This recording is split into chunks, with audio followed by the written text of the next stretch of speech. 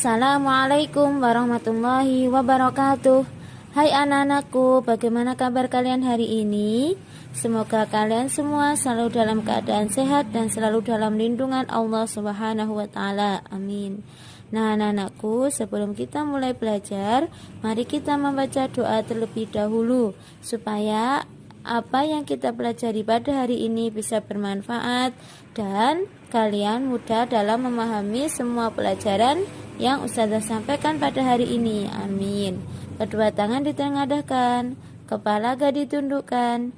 Berdoa mulai. Al-Fatihah. A'udzu billahi minasyaitonir rajim. Bismillahirrahmanirrahim.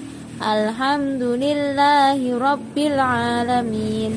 Ar-Rahmanir-Rahim. Maliki yaumiddin. Iyyaka na'budu wa iyyaka nasta'in. Ihdinas siratal mustaqim.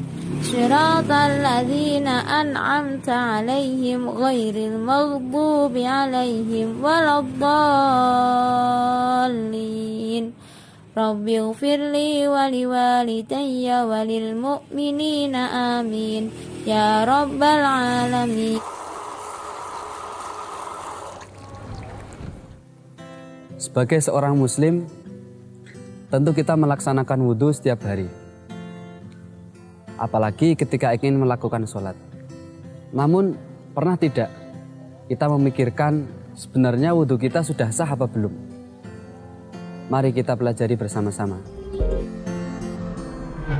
Secara bahasa, wudhu memiliki arti yang indah, bersih, dan terang dari dosa. Sedangkan menurut istilah syariat, wudhu adalah menggunakan air untuk dibasuhkan pada anggota tertentu disertai dengan niat. Media yang digunakan untuk berwudhu adalah air yang suci dan mensucikan atau tohir mutohir. Sedangkan air yang suci dan mensucikan jumlahnya ada 7, yaitu air hujan, air laut, air sumur, air sungai, air embun, air salju, dan air sumber atau yang kita kenal sebagai mata air.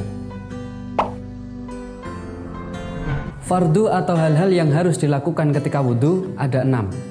Yang pertama adalah niat. Niat merupakan pekerjaan hati yang dilakukan pada awal ibadah. Salah satu fungsi dari niat adalah meraih pahala. Sebab niat merupakan pembeda antara pekerjaan yang bernuansa ibadah dan pekerjaan yang bernuansa kebiasaan. Niat harus dilakukan bersertaan dengan membasuh wajah dengan lafadz nawaitul wudu'a li raf'il hadasil asghari fardhan lillahi ta'ala. Fardu yang kedua adalah membasuh wajah. Standar membasuh adalah mengalirkan air pada kulit. Sedangkan batas wajah dari atas ke bawah adalah mulai dari tumbuhnya rambut di kepala hingga batas bawah dagu, termasuk jenggot jika tipis. Kemudian batas wajah mulai dari samping adalah antara 2 centil daun telinga. Sedangkan lubang hidung, mata bagian dalam, dan mulut tidak wajib dibasuh karena termasuk bagian dalam. Fardu yang ketiga adalah membasuh kedua tangan sampai dengan siku-siku. Karena tangan merupakan anggota yang paling banyak berpeluang terkena kuman penyakit. Sebab kedua tangan adalah anggota yang sering berinteraksi langsung dengan benda-benda alam sekitar. Rukun yang keempat adalah mengusap sebagian kepala. Walaupun hanya 1 helai rambut saja yang masih berada di batas kepala. Kemudian jika rambutnya panjang, tidak sah mengusap ujungnya saja karena berada di luar batas kepala. Fardu yang kelima yaitu membasuh kaki hingga mata kaki. Mengalirkan air pada kaki dapat menimbulkan rasa nyaman dan ketenangan di seluruh tubuh.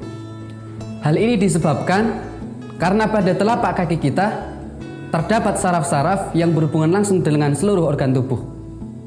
Sehingga tidak heran jika orang akan merasa nyaman ketika dipijat kakinya. Fardu yang keenam adalah tertib atau berurutan.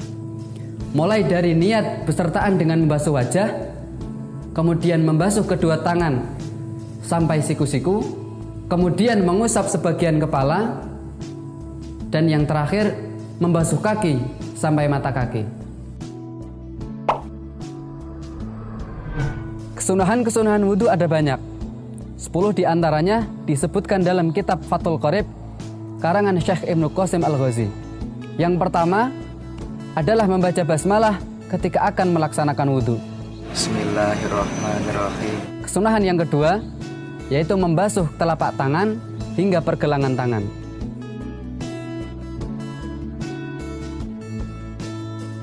Kesunahan yang ketiga adalah berkumur.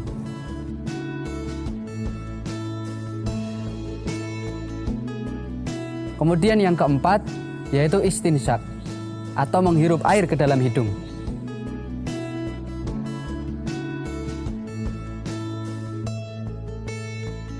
Kemudian yang kelima, membasuh keseluruhan kepala.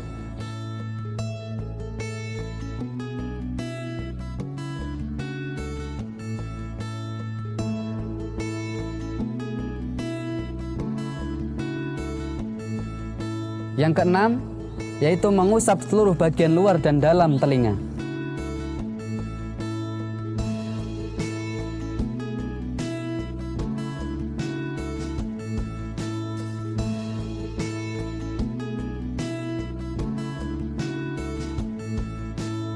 Yang ketujuh adalah menyela-nyela jenggot yang tebal. Yang kedelapan, menyela-nyela jari tangan dan kaki. Yang kesembilan, yaitu mendahulukan bagian anggota yang kanan daripada yang kiri. Kemudian yang ke-10, yaitu taslis, atau mengulang 3 kali di setiap basuhan maupun usapan. Dan masih banyak kesunahan-kesunahan yang lain, seperti berdoa setelah wudhu yang disebutkan dalam kitab-kitab lain. Asyhadu an la ilaha illallah wa asyhadu anna Muhammadan abduhu wa rasuluh. Allahumma ja'alni minat tawwabina waj'alni minal mutatahhirin waj'alni min ibadika sholihin. Hal-hal yang membatalkan wudhu ada 4. Yang pertama adalah keluarnya segala sesuatu dari kubul maupun dubur atau anus, baik disengaja maupun tidak disengaja, kecuali sperma. Yang kedua adalah hilangnya akal, seperti gila, mabuk, epilepsi, pingsan, dan tidur yang tidak menetapkan pantatnya. Baik disebabkan oleh hal-hal yang dilarang oleh syariat, seperti mabuk, atau diperbolehkan syariat, seperti bius dalam pengobatan. Namun, apabila seseorang tidur dalam posisi menetapkan pantatnya, maka wudhunya tidak batal. Yang ketiga adalah bersentuhan kulit antara laki-laki dan perempuan yang bukan mahram tanpa penghalang. Yang keempat, yaitu menyentuh kemaluan atau anus dengan telapak tangan dan tanpa penghalang, baik kemaluan itu milik sendiri ataupun milik orang lain. Sepanjang hari, tubuh manusia bersentuhan dengan kuman dan bakteri. Sedangkan wudhu dilakukan dengan membasuh anggota bagian luar. Sehingga dengan berwudhu minimal 5 kali sehari, kita bisa melindungi tubuh kita dari kuman dan bakteri.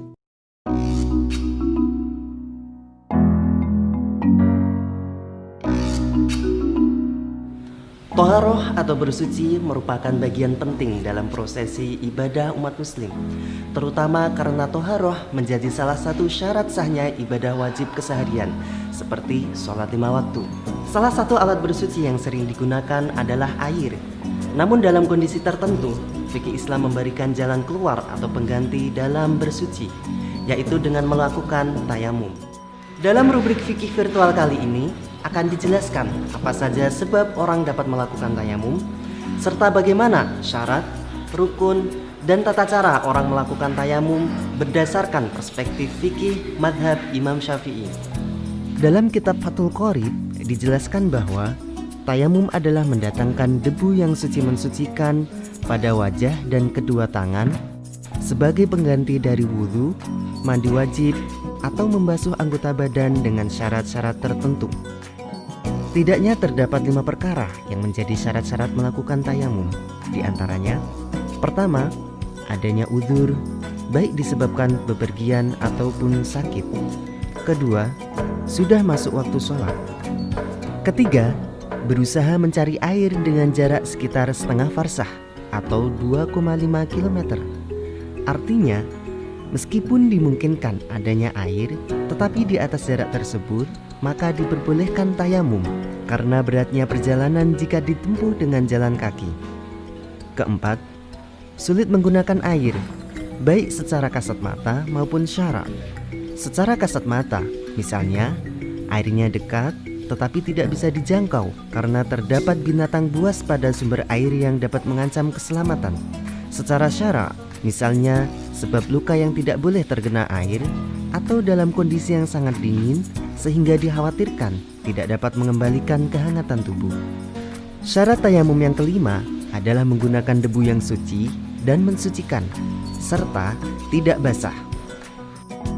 Adapun tata cara tayamum adalah sebagai berikut. Pertama-tama, siapkan tanah berdebu atau debu yang suci mensucikan dan bersih.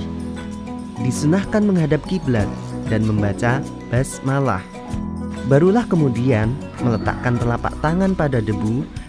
Kibaskan kedua tangan untuk memisahkan tanah dan debu. Usapkan kedua telapak tangan pada wajah disertai dengan menyengaja niat dalam hati. Nawaitut tayammuma listibahatis sholati lillahi ta'ala. Letakkan kembali kedua telapak tangan pada debu. Kali ini dengan posisi jari-jari tangan direnggangkan. Tempelkan telapak tangan kiri pada punggung tangan kanan. Sekiranya ujung-ujung jari dari salah satu lengan tidak melebihi ujung jari telunjuk tangan yang lain. Usapkan telapak tangan kiri ke punggung lengan kanan sampai ke bagian siku. Kemudian balik telapak tangan kiri ke bagian dalam lengan kanan. Lalu usapkan hingga pergelangan dan usapkan bagian dalam jempol kiri ke bagian punggung jempol kanan. Lakukan hal yang sama pada tangan kiri. Terakhir, pertemukan kedua telapak tangan dan usap-usapkan di antara jari-jarinya. Seperti setelah wudhu, setelah tayamum juga disunahkan membaca doa bersuci.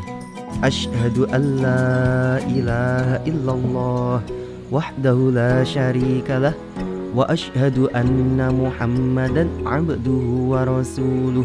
Allahumma ij'alni minat tawwabin waj'alni minal mutatahhirin waj'alni min ibadika sholihin.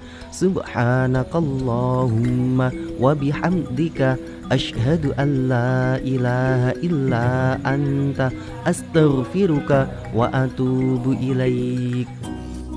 Setelah mengetahui bagaimana tata cara tayamum, selanjutnya kita juga perlu memahami 3 perkara yang membatalkan tayamum.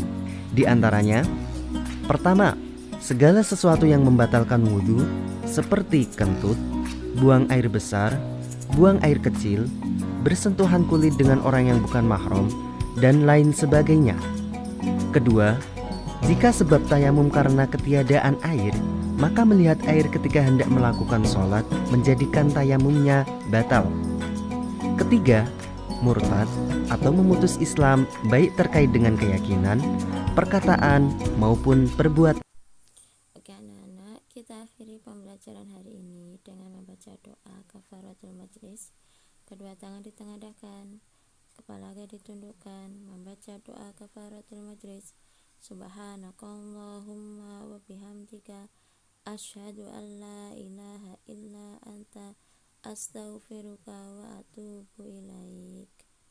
Alhamdulillah anak-anakku semuanya sudah bisa membedakan antara wudhu dan tayamum dan apa saja yang membatalkan wudhu dan tayamum. Saya akhiri, apabila ada salah kata saya minta maaf.